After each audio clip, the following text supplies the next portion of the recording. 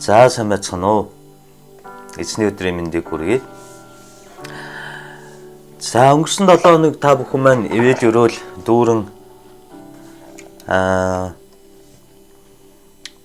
бурхантай ойрхон өдрүүдийг өнгөрөөсөн гэж итгэж байна.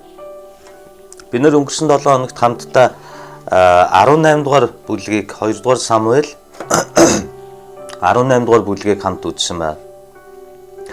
2 дугаар Самуэль 18 дугаар бүлэг дээр Абсаломын өөрийнх нь ялагдлын тухай бид нэр хамтдаа харж үзсэн байгаа.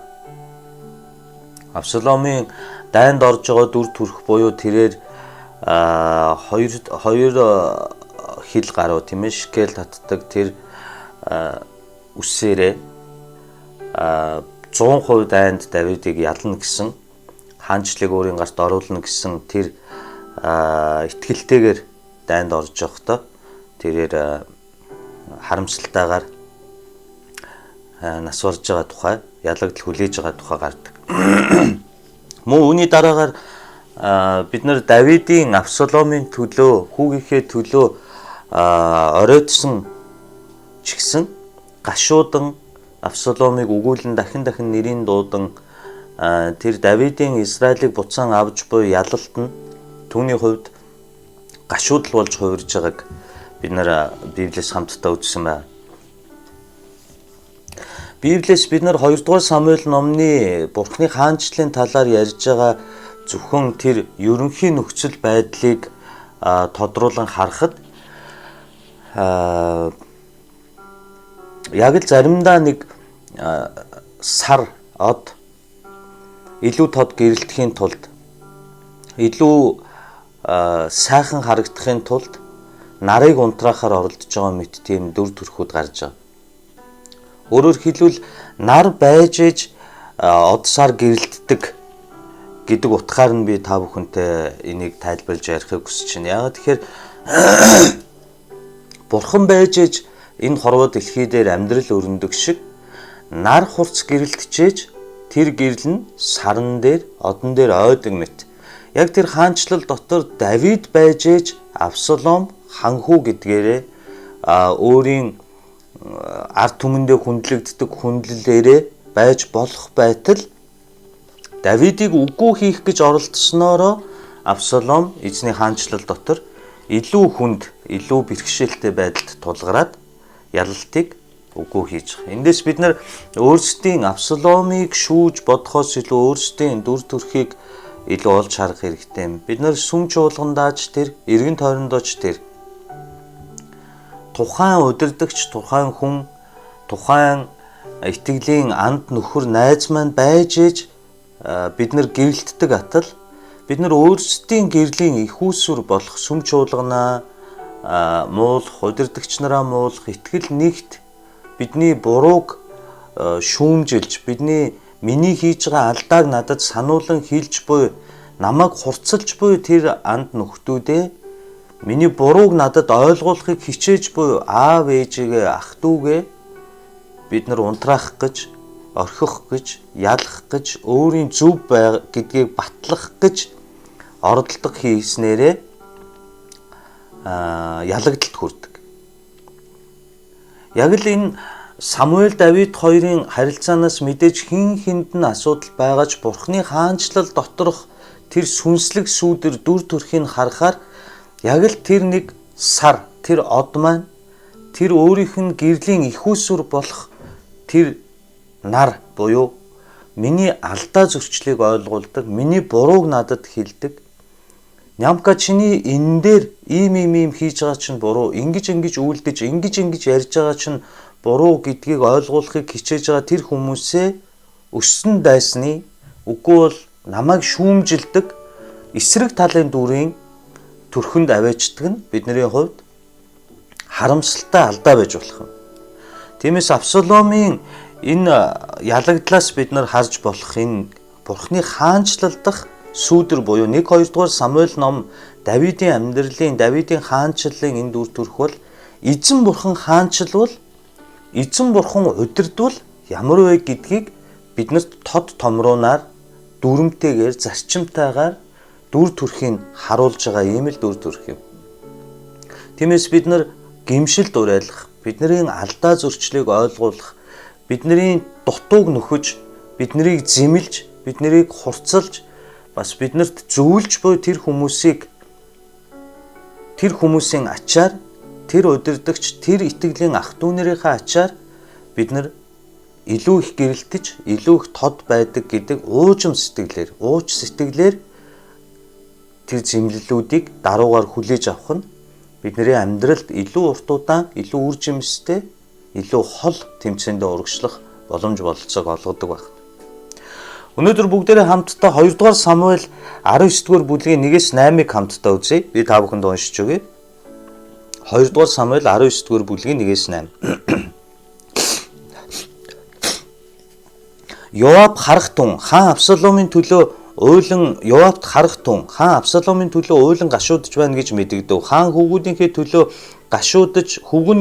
гашуудж байгааг ард олон дуулсан учраас тэр өдөр ялалтанд хамаг ард олонд эмгэнэл болон хувирв.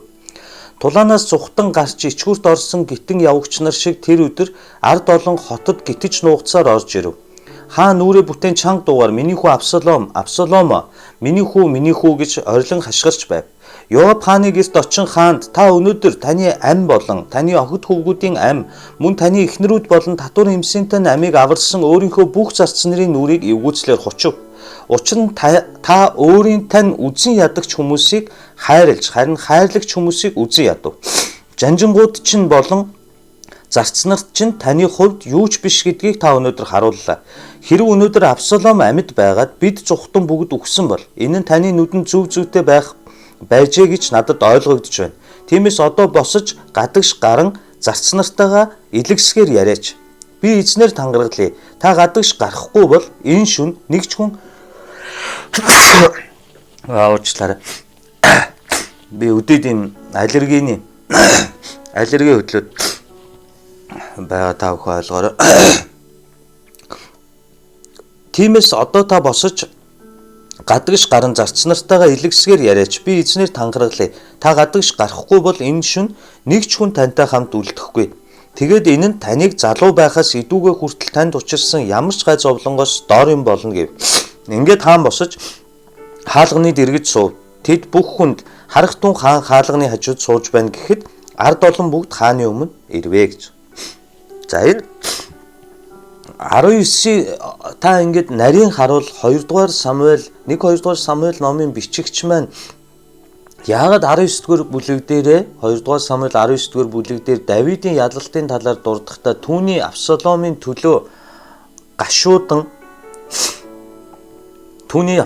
төлөө шаналж зовж байгаа дүр төрхийг илүү тод томруунаар ингэж дэлгэрэнгүйгээд бичиж үлдээсэн болоо гэдэг бодол өөрөө ирэхгүй биднэрт төрнө.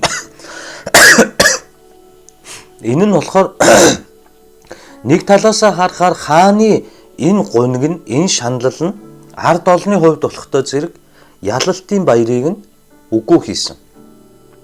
Ялалт байгуулсан ард олон хот руу дааман хаалгаар ороход бүрээн дуу баяр хүргэсэн тэр ард олны уухаан дуугаар орох байтал тэд нэр гитэн явж нуугдан орсон тухай маш нүдэнд харагдахаар ингэж бичиж үлдээсэн байна. Сайн харуул Абсаломын дүр төрхөөс харуул Абсалом улс төрч гэдэг утгаар аавыгаа Давидыг хардаг байсан бөгөөд Давидын хувьд бол Абсалом өнөөдрийг хүртэл яг төрсөн хүү шиг байсан гэдгийг эсрэгцэл болгон харуулж байгаа.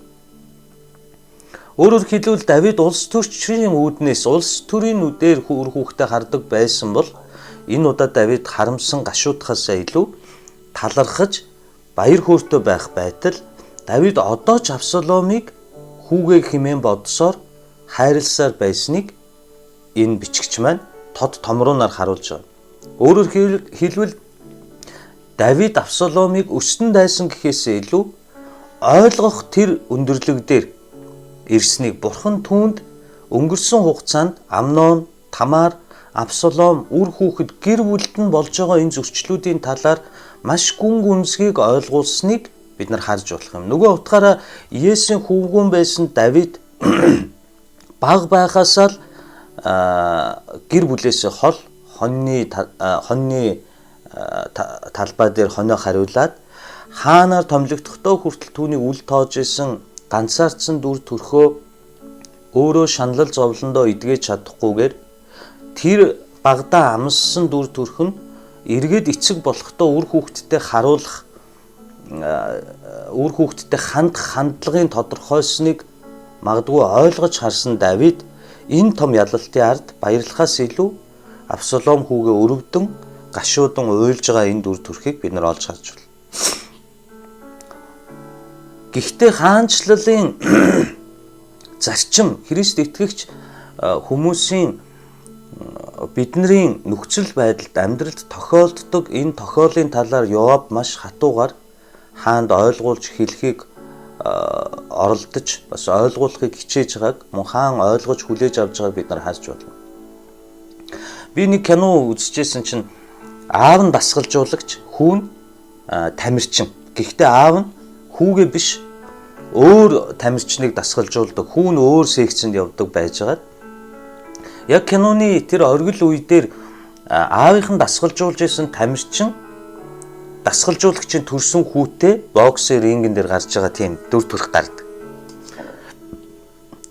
Харин хүүн аавынхаа дасгалжуулж исэн тамирчин 3 дугаар раундын тоглолтын дээр нокаут өгөөд цохоод унгаахад тэр аавын дүр төрхийг тэр найруулагч продюсер магадгүй тэр кинон дээр маш их онцолж тэр зөрчлийг харуулж байгааг харж байна. Төрсөн хүүн тэр том тэмцээнд ялалт байгуулсанд баярлах уу? Хэрвээ баярлах юм бол өөрийнх нь дасгалжуулж исэн тамирчин ялагдал хүлээж агаад баярлах уу? Гэдэг ийм зөрчлийг тухайн кинон дээр харуулж исэн. Яг энэ дүр төрхөл Авсалом Давид хоёрын нөхцөл байдал дээр 2 дугаар Самуэль номын 19 дээр бид нар харж байна. Ялалт байгуулсанд нь Давид баярлахаар хүүгийнхээ нас барсанд баярлж байгаа болохгүй. Хүүгийнхээ нас барсны төлөө талархахаар ялалт байгуулсан ард олноо жанждаа амиа золиослон байж өөрийг нь хамгаалсан тэр эрхэм хүмүүсийг үгүйсгсэн болох гээд байгаа энэ зөрчлийг л 2 дугаар Самуэль номны 19-ийн 1 дээр тод томрон харуулсан бичиж үлдээж байгаа нь энэ дээр гарч байгаа хаанчлалын тэр сүудэр буюу тэр зарчмыг биднэрт ойлгуулахыг хүсэж байгаа энэ Самуэль номын бичигчийн далд тэр утгыг бид нар олж харж болох юм дүр төрх гарч байгаа. Христ итгэгч хүн, магадгүй пастор хүн, сүмийн гишүүн, сүмд явдаг хүн, Бурханд итгэдэг хүний амьдралд тохиолдож болох энэ зөрчлийг л 2 дугаар Самуэль номны 1-8 дээр биднэрт маш тодорхойгоор ингэж харуулдаг байна. Христ итгэгч байлаа гэд итгэгч биш найзтай байж болохгүй гэсэн утга агуулдаггүй. Мөн Христ итгэгч байлаа гэд итгэгч биш хүнтэй ойр дотн харилцаатай байж болохгүй гэсэн утга агуулдаггүй боловч Библи хэлэхдээ нэг буулганд орж болохгүй тухай ярьдаг.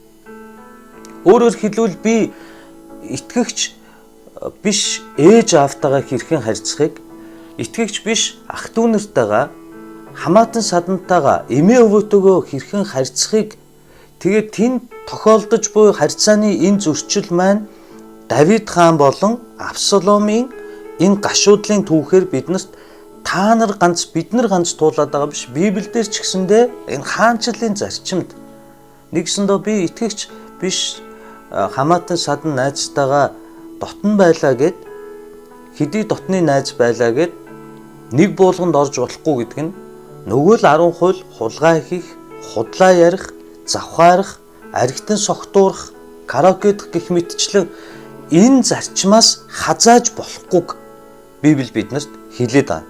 Энийг бид нар хаанаас илүү тод харж болох вэ гэвэл Йоабын хэлж байгаа үгнээс бид нар илүү тод харж болно. 6-аас 8 дээр Йоаб юу гэж хэлсэн бэ гэхээр учир нь та өөрийнхөө нь үзэн ядагч хүмүүсийг хайрлж, хайрлагч хүмүүсийг үзэн ядав. Жанжингууд чинь болон зарц нар чинь таны хувьд юу ч биш гэдгийг та өнөөдөр харууллаа. Хэрвээ өнөөдөр Авсалом амьд байгаад бид зүхтэн бүгд өгсөн бол таны нүдэнд зөв зүйтэй байх байжээ гэж ойлгогдож байна.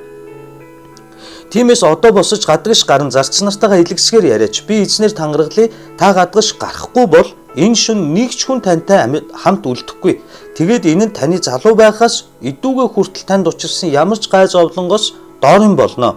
Ингээд хаан босож хаалганы дэргэд суув. Тэр бүх хүнд харах тун хаан хаалганы хажууд сууж байна гэхэд ард олон бүгд хааны дэргэд ирэв. Эндээс бид нар нөхцөл байдал дээр Давид хааны энэ нөхцөл байдал дээр Йоабын хэлж байгаа үгийг шууд хүлээж авж байгаа дүр төрх болон хаалганы дэргэд гэдэг нь өмнө нь бид нар зөндөө ярьсан. Дааман хаалганы дэргэд, шүүгчдийн дэргэд хаан гард сууна гэдэг нь тэрээр ард олноо мөн Израилийн хаанчлал тэр шүүгчдийн байр суурьнда хэдий гашуудсан ч, хэдий сэтгэл нь эмтэрж байгаа ч, хэдий хүү Авсаломынхоо төлөө шаналж байгаа ч хэвэндээ байгаа бөгөөд хаан суудалтаа удирдахдаа ажил үүргээ үйлчлэлээсээ урвж ухарч няцаагүй дүр төрхийг харуулж байгаа. Энэ ч утгаараа Израильчууд, Юдачууд маш их баяр хөөртэйгээр хаалганы өмнө бүгд Давидын өмнө гарын зогссон тухайг ярьж байгаа. Бурхны бүх ард олны өмнө зогссон энэ дүр төрх нь Бурхны хаанчлал дах тэр дүр төрхийг харуулж байгаа бөгөөд 1-2 дугаар Самуэль номноос бид нар Давидын амьдралыг сайн харуул тэрээр өдий хүртэл амьдрахдаа яг юу хийсэн бэ гэдэг. Хаанчлалын төлөө Давидын өдий хүртэл хийсэн юм гэвэл алдсан, гим нүгэл, хүний амьд хүрсэн, завхайсан гэх мэтчлэн зөндөө алдаа байгаа бөгөөд энэ дүр төрхөөр нь Самуэль номыг бичгч маань биднэрт юуг ойлгуулахыг хүсэж байна гэвэл эзний хаанчлалд хэн нэгний хүчин чармаалтаар бус зөвхөн бурхан удирддаг бөгөөд надад таатай байх, таагүй байх, миний дуртай байх, дургүй байхаас үл хамааран харгалзан зөвхөн бурхны хүслийг дагаж, зөвхөн бурхныг эрэлхийлж, зөвхөн түүний хүслэл тэнгэр чигээ биелэгдэх ёстойг харуулж байгаа дүр төрх. Өөрөөр хэлбэл бид нар Есүс эзэнд итгээд бурхны замаар Христ итгэгчийн замаар явбал юу сансан ёсон хүсэл маань биелээд миний амьдралд муу муухай зүйлгүй болж сорилт, уналт, босолт, зовлон зүдгүүргүй, нулимсгүй болж мөнхийн аз жаргалтай амьдрах юм байна.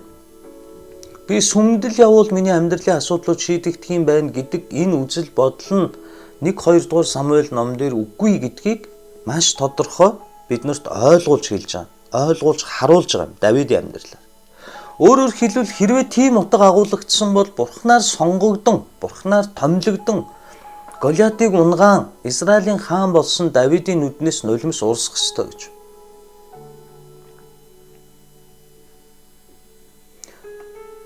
Амнон хүүгээ алдсан. Хүүхдүүд нь бие биенийхээ хооронд бие биенийхээ амьд хүрсэн. Тамаар охиноо орхисон. Натанд зэмлүүлсэн. Эцэст нь одоо Авсалом хэмээх удаах хүүгээ алдаад гашуудан харамсаж байгаа Давидын энэ дүр төрх нь түүний хүний хүсэл гэхээсээ илүү бид нар Христ итгэснээрээ Бурхны хүслийг биелүүлэхийн тулд өөрийгөө зориулан амьдарч байгаа Давидыг харж бол тааваараа гашуудаж уйлчиж болохгүй тэр хааны дүр төрхийг харж бол гашуудаад уйлсан ч та ингэж болохгүй гингүүд нулимсаа арчаад шүүгчдийн хажууд, хаалганы хажууд гараа сууж байгаа энэ дүр төрхийг харж бол. Энэ дүр төрхийг бид нар ганц 1-2 дугаар Самуэль номноос хараад байгаа юм биш. Энэ бол маш гүнзгий утга бөгөөд Христ итгэлийн тэр теолог зарчмыг биднэрт ойлгуулад байгаа дүр төрх юм. Өөрөөр хэлбэл бид нар шинэ гэрээн дээр Есүс эзний хэлсэн нэг дүр төрхийг харж болно. Шинэ гэрээний Иохан номны 21-р бүлэг дээр Есүс эзэн Бурхны хаанчлалын тухай олон тодорхой зүйлсийг үүсээрэж, үгээрэж биднэрт ойлгуулан хэлсэн байдаг. Хамгийн сүүлд тэрээр цусаар хөлсөн цус мэт болон чулуун дээр тусахад Гетсеманд залбирсан түүний залбирал өнөөдөр бид нарыг итгэлээр өсгөхөд дараагийн төвшөнд очиод туслах залбирал байна. Түүнд гардаг нэг өгүүлбэр байдаг. Хэрв боломжтой бол энэ аягыг, энэ загалмайн зовлон, энэ миний туулах ёстой асар их ганцаардал, энэ асар их шарахыг, энэ зовлон тарчлааныг надаас холдуулж өгч. Энэ бол Есүс эзний үнэхээр шаналн байж Бурханаас хүссэн хүсэлт байсан бөгөөд гэхдээ Есүс эзэн эзний хүслийг нэгдүгээрт тавингаа энэ өгүүлбэрийг хэдий түүний амнаас гарсан боловч дараа нь тэрээр хэлэхдээ гэвч эзэн минь, аав минь, миний хүсэл биш таны хүсэл биелэгдэх болтугай гэж хэлж байгаа энэ үг нь төгс хүчит бурхан, төгс эзэн Есүс эзэн өөрийн итгэлийн Бурхны хүслийг биелүүлэхийн тулд золиос гарган шаналн зовж амьдрсан энэ амьдралыг та бидэнд толдон харуулж байгаа. Тиймээс бид нар өнөөдөр гомдлож гонгинох бус биднэрт байгаа зовлон зүдгүүр нь биднийг илүү хүчирхэгжүүлэгч Бурхны хүслийг биелүүлэхэд хэрэг болох зэвсэг юм байна гэдэг өнцгөөс харахаас биш, Бурхан чинь хаана байна? Сүм чуулган чинь тусалдаг гэсэн хаана байна? Гэсэн энэ бухимдал уур уцаар нь эзний ард түмэн болох та биднээс хол байх болтугай хэмээн эзний нэрээр өрөөж байна. 21:18-аас 19 дээр Петр Есүс өөрийн хайртай зарцуулах Петрт хэлж байгаа нэг үгийг та харж болно. Үннээр би чамд хэлье. Тийм ээ, энэ бол хаанчлалын зарчим. Загасчин байсан Петр Бурхны хаанчлалд ороод Есүсийг дагахаар шийдсэн тэр шийдвэрийн үндсэн түүний туулах ёстой амьдралын зарчмыг үннээр би чамд хэлье. Чи залуу байхдаа бүсээ өөрөө бүслээд аль хүссэн зүгтээ явдаг байсан тийм ээ. Харин өтлөгтөө чи гараа сунган өөр хүн чамайг бүсэлж чиний хүсээгүй газарт чамайг аваачих болно гэж айлдав. Петр ямар үхлээр Бурхныг алдаршуулахыг илэрхийлэн Есүс үнийг хэлжээ. Ингэж айлдаад Есүс Петрт намайг даг гэж хэл. Бурхныг дагна гэдэг нь ямар ч уналтгүй, сорилтгүй, алдаа оноогүй, төгс төгөлдөр амьдрах гутаг агуулдаггүй. Харин алдсан ч, онсон ч, унсан ч, боссон ч хаанчлалын зарчим нь Есүс эзнээс зуурастайгаар итгэлээ алдахгүйгээр хичээн амьдрах ёстой ийм л зарчмыг харуулж байгаа.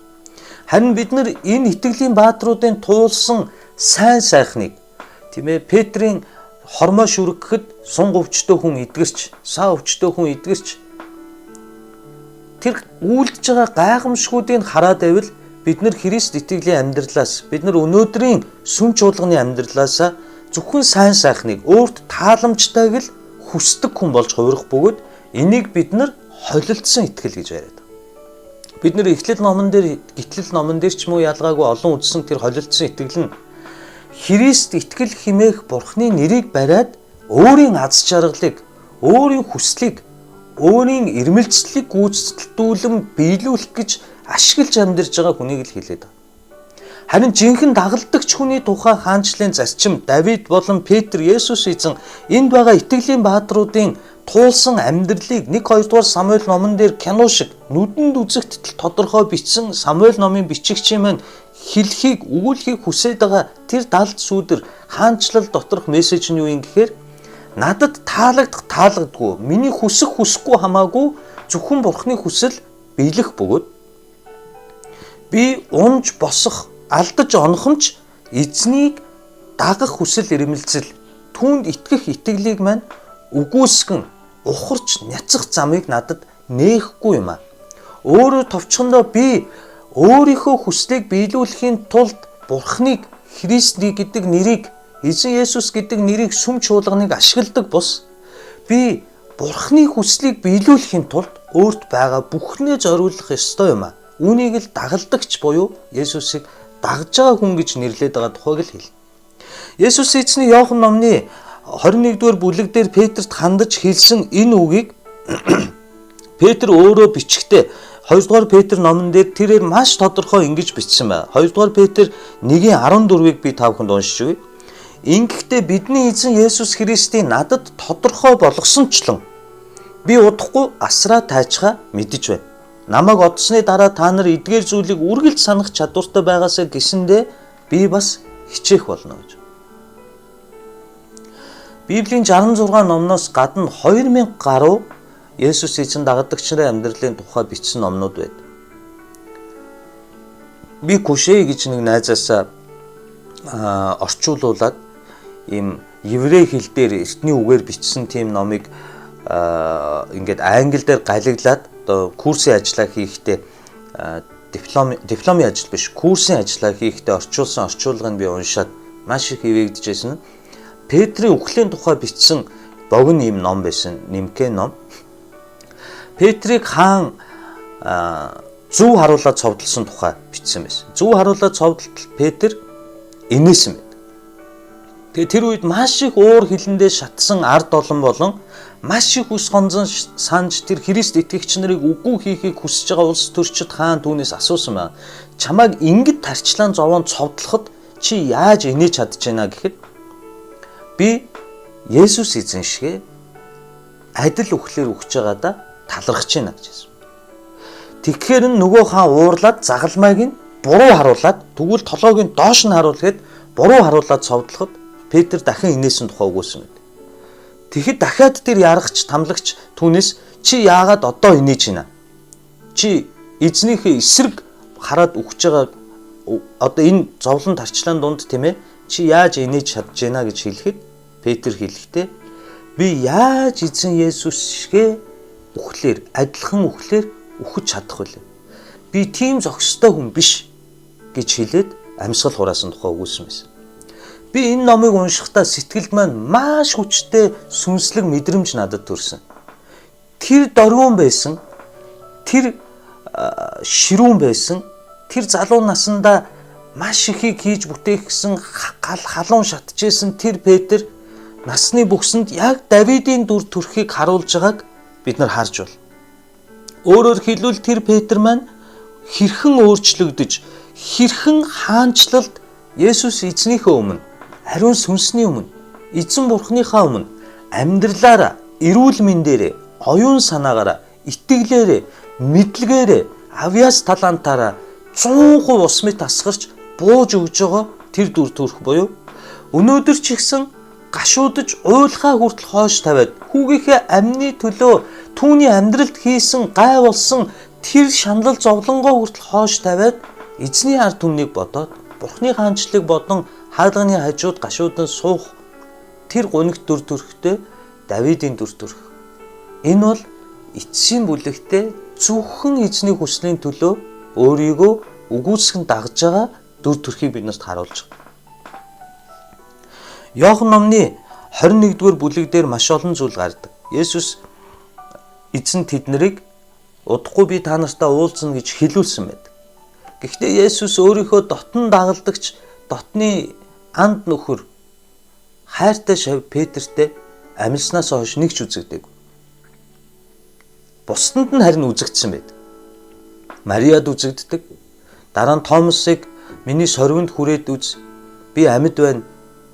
Би та нарт дахин амьлна гэж хэлээ бичдэг гэж дагалдагч нардаа өөрийгөө нээх үед хаалгаа түгжээд түгшиж байсан дагалдагч нарт шалом гэж гэрэл цацлуулан алдрын гэрэлтэйгээр орж ирж байгаа тэр үед нь Петр мөн л байгаагүй. Өөрөөр хэлбэл Петрээс бусанд нь Есүс эзэн бүгдэнд нь харагдсан боловч Петр түүнийг амьдсан гэдгийг анд найзууд дагалдагч Мариагаас тэр сул доороо эмэгтэй хүртэл Есүсийг харсан байтал Петрт Есүс харагдаагүй. Тийм учраас Петр 21-р бүлэг дээр нутаг буцаж байгаа. Энэ дээрээс бид нар бас л нэг зүйлийг Петрийн өнгөрсөн залуу насны амьдралаас олж харж болох нэг зүйл нь тэрээр очоод загас барихаар явлаа гэж байна. Би загас барихаар явлаа. Томас, Канагийн Натанаэл, Зебедийн хүүгүүд ихэр гэгддэг Томас эдгээр бүгд хамт байсан бөгөөд энэ үед загасчны хувьд зав тор хоёр бол хамгийн үнэтэй хэрэгсэл бөгөөд хамгийн үнэтэй ажлын байр гэж ойлгож байна. Гэхдээ Есүсийг дагсан Петр бүхний орхисон атлаа хаанаас энэ загасчлах тор зав гаргаад ирэв гэдэг дээр асуудал байна. Өөрөөр хэлбэл Элияг дагж байгаа Илиша тэр шар үхрүүдээ бүгдийг гаргаад нядлаад эзэнд өргөл боргон өргөөд буцах замгүйгээр Есүс эзнийг Элияг Бурхны замаар замнажсэн бол Петр далд хийцэн байсныг бид нар харж байна. Энэ тор заваа аваад Петр загсчилж байгаа. Өөрөөр хэлбэл аригчин байсан хүн эзэнд итгэж яваад итгэлээр унаад буцаад аригчин болж байгаатай адил загсчин байсан Петр Есүс эзний дагаад түүнээс 3 таа урваад түүний загалмай дээр амь тасран нас барахыг хараад оршуулгадахыг хараад буцаад загсчин буюу хуучин амьдралдаа орж буй Петрийн дүр төрхийг харж байна. Гэхдээ энэ дээр Есүс эзэн яг нуурын ирэг дээр Петртэй дахин таарах үед та нэг эсрэгчл харж болно. Тэгтэл Есүсийн хайртай байсан шав буюу Иохан Петрт "Эн чи эзэн мөн байна" гэлээ. Симон Петр "Эн чинь эзэн байна" гэхийг сонсмогч нүцгэн байснаа гадуур нүмергөө бүсэлж тэнгис рүү үсрэн оров. Өмнөх орчуулган дээр загасчлахын тулд тайлсан байсан хувцас өмсөөд тэнгис рүү үсрэн оров гэж. Энэ үйлдэлийг маш тодорхой ганцхан өгүүлбэр дотор бичсэн байна. Ямар ч хүн усанд орохдоо хувцас тайлаад ордог, өмсөд ордог. Хин нэгэн хүн усанд гол сэлэхдээ хувцас өмсөж жоод гол сэлдэггүй, хувцас тайлаад гол руу орж сэлдэг. Петр яагаад загасчлахын тулд тайлсан байсан хувцас өмссөн гэвэл тэрээр одоо л буцах замгүй болж байгаа. Буцах замгүй. Тэрээр ирэг дээр гарсан даруйдаа дахиж эргэж тороо барьж, дахиж эргэж завин дээр суухгүй.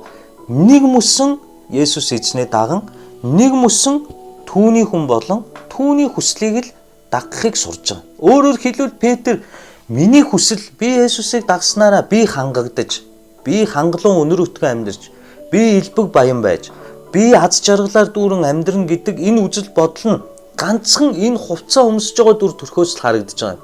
Өөрөөр хэлбэл тэр 153 том загаснаас илүү амьдралд нь байж болох ол зомог, эрх ашиг, эрх мэдэл, сайн сайхан зүйлсээс илүү өөрийн сэтгэл хөдлөл, Давид шиг тэр гашуудл өөрөөхөө баймаар байгаа хүслээс илүү Есүс эзнээ дагахыг хүсэж байгаа дараах шатны төлөвшөлтөнд хүрж байгаа Петрийг бид нар харж байгаа. Тэр төлөвшөлтөнд хүрж байгаа Давидын тухай 2 дугаар Самуэль номон дээр биднэрт ойлгуулахын тулд Самуэль номыг бичгч маань энэ ууг ашуугаа хүртэл үүсгээд хаалганы дэргэд үйлчлэлдээ байх ёстой байранд очин сууж байгаа. Зүрх сэтгэлийн хөдлөл махан биеийн хүслээс үл шалтгаалган эзний өмнө даруусан очин сууж байгаа. Тэр төлөвшөлт, тэр шинжлэлтийг харж байгаа. Эцэстээ Петрийг очиход Есүс эзэн түүнээс 3 удаа нэг л асуултыг асуудаг. Петрэ чи тэднээс илүү намайг илүү хайрладаг уу гэж.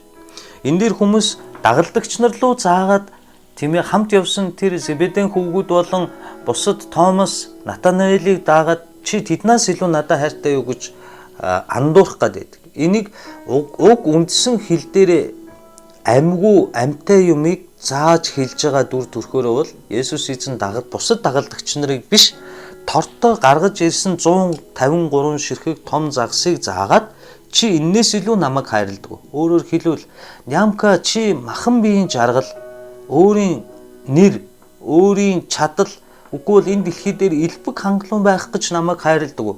Чи өөрийнхөө хүслийг биелүүлэх гэж надад хандан залбирч, чи өөртөө амар тайван аз жаргалтай байх гэж намайг хайрладаг. Эсвэл чи зүгээр л намайг байгаагаар минь хайрлж дагахыг хүсдэггүй гэсэн энэ гүн гүнзгий асуултыг Есүс эзэн 3 удаа давтаж Петрээс асуусан байна.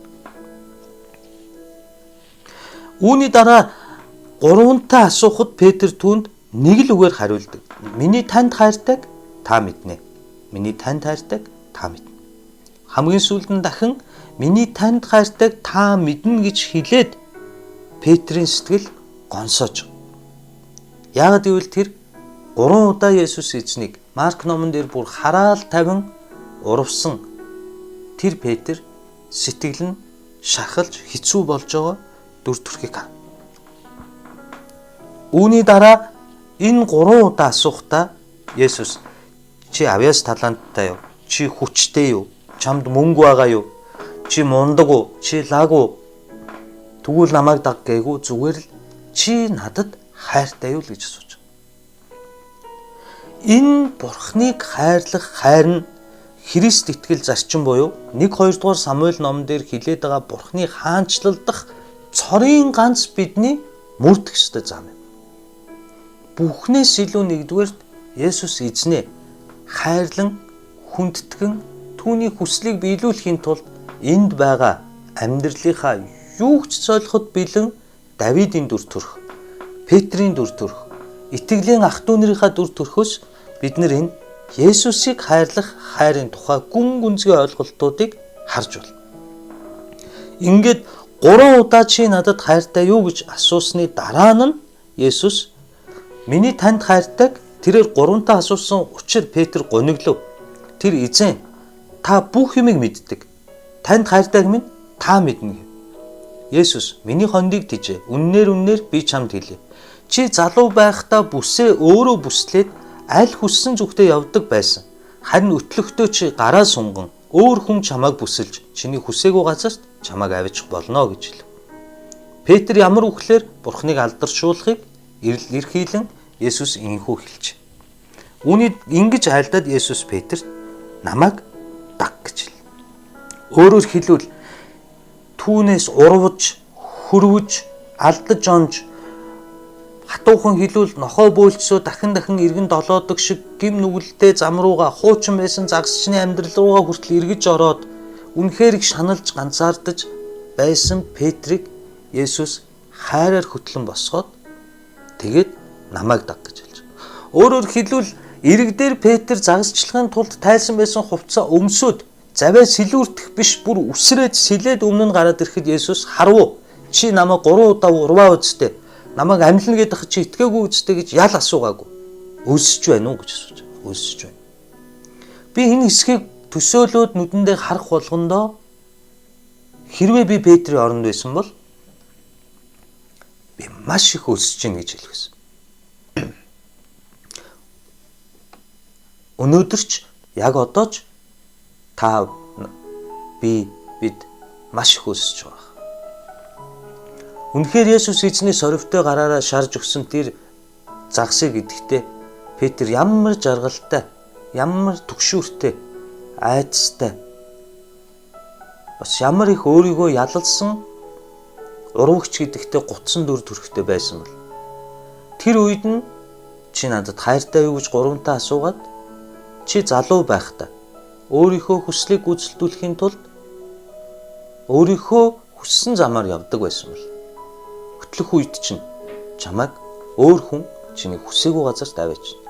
Яг энэ хичээлийг Авсалом болон дараа нь гарах тэр бослого Давидын амьдралаар дамжуулан Давидд бас Бурхан ойлгуулж байгаа. Давид чи залуу байхдаа Батшебатай Уриаг алаад хүссэн зүг рүүгээ явсан бол чи намайг ойлгож намайг хайрлж сураад эцэстээ чи хүсээгүй газараа миний төлөө суух бол. Энэ загалмайг үүрсэн Давид Дааман хаалганы хажууд сууж байгааг дүр төрхтэй илэрхийлэн тодорхойлон 2 дугаар Самуэль ном биднэрт нүдэнд харагдтал тодорхойгоор харуулж байгаа. Эцсийн дүндээ бид нар одоо 2 дугаар Самуэль ном маань өндөрлөгт өгч байгаа хэдхэн бүлэг үлдсэн. Эцсийн дүндээ Давид хааны маань амьдрал өндөрлөхөд тэр мундаг лаг хаан байж билээ гэдэг утгаар биш. Давид хааны маань амьдрал өндөрлөхдөө эцсийн дүндээ хинч биш хэн нэгэн ямар ч үед алдаж, онж, унаж, босож, баярлж гунигэлсэн ямар ч үедээ эзэн Есүсийн Бурхан эзнийхээ хормоноос зуурсан гарын атгаа тавиагүй нэгэн гэдэг алдарт нөхцөл байдлаар дуусна. Түүнийг агуу хаан байсан гэхээсээ илүү тэр үнэхээр Бурханы боол зарц байсан. Тэр хизээж Бурханаас бууж өгж хизээж ухраагүй. Тэр алдаж амьдралын хамгийн адгийн дор үе очсон ч эзэн Бурханы хормоноос зуурсан гараа тавиагүй гэдэг энэ үгээрээ л Давид хаан алдартай, хүндлүүштэй, хайрлууштай Бурханы зарц та бидэнд сурууштай Бурханы удирдагч.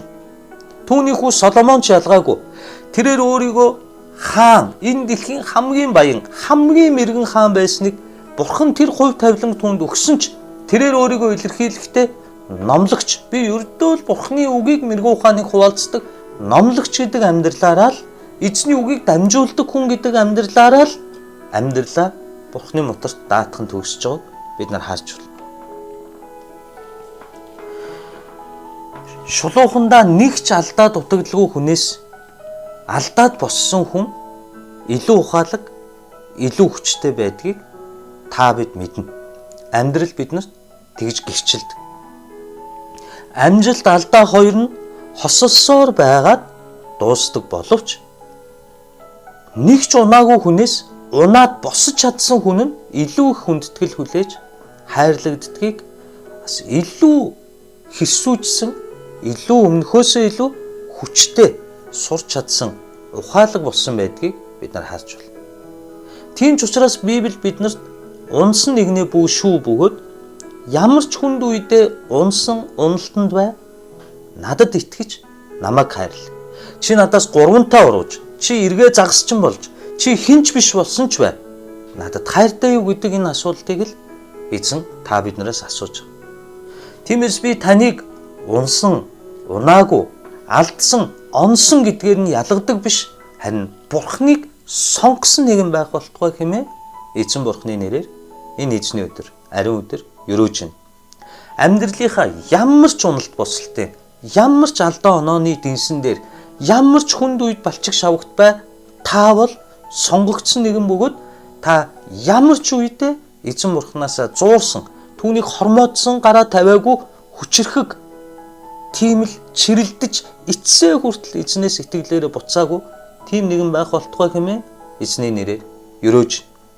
Эзэн танаас 3 байтугай 30 удаа чи надад хайртай юу гэж асуухад та өөрийн амьдрал дах тэр 153 загас, өөрийн хуучин амьдрал дах бизнес, хуучин амьдрал дах тэр загас, тор хийж болох, миний хүслийн дагуу болох бүхнээ өгөөсгээд би танд хайртай гэж хэлж чадах түүний өрөөгдсөн Давид мэт, Петр мэт түүний хайртай өрөөлийн сав байх болтугай хэмээн эзний нэрээр өрөөж байна.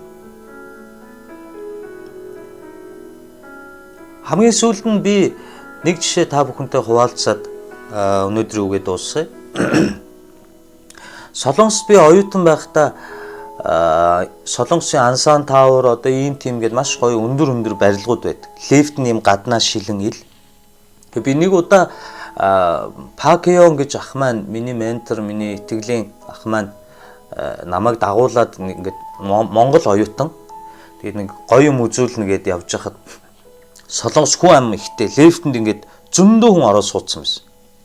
Тэгээд тэр дунд миний охин шиг юм бүслэхийнээс арай жоохон доогуур татхаар юм жижигхэн охин ингээд давчуу олон лифтэнд олон том хүмүүс бүгдээрээ ингээд талаас дээшээ тэр шилээр ингээд лифт өндөрсөх тусам алсыг хараад харин нөгөө охин чинь тэр доор давчуу үедээ гинт аюу чангаар аваа гэд хоёр гараа өргөхийг би харсан баг. Тэгсэн чинь тэр давчижсэн охиныг аав нь тэрвэрэд хажуудаа ингээд тэрвэрх үед миний сэтгэлд нэгэн бодол буусан. Ямар бодол буусан гэхлээр миний амьдрал ч гэсэндээ тэр бүслэхийнээс доор харанхуй алдаа оноотой унаж боссон үе байдаг. Гэхдээ ямар ч үед би хоёр гараа өргөө тэр охин шиг ааваа гэх үед магтан залбирах үед аав маань намайг тэрвэрэд хажууд авах үед би аавыгаа харж байгааг харж эхэлдэг.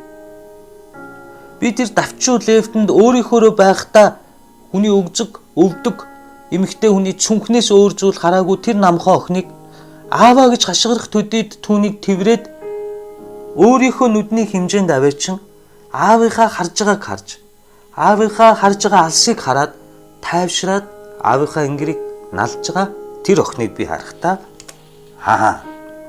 энэ бол залбирал магтаал юм байна. Энэ бол Христ итгэлийн амьдрал юм байна.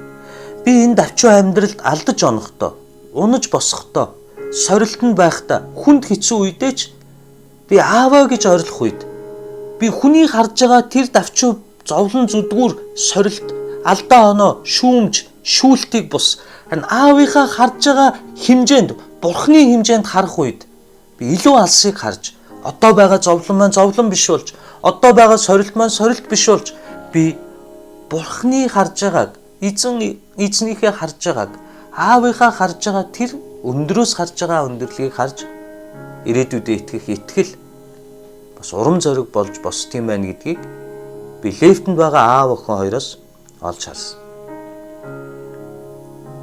Мэдээж таны бидний амьдралд энэ охин шиг давчдах намдор үе байна.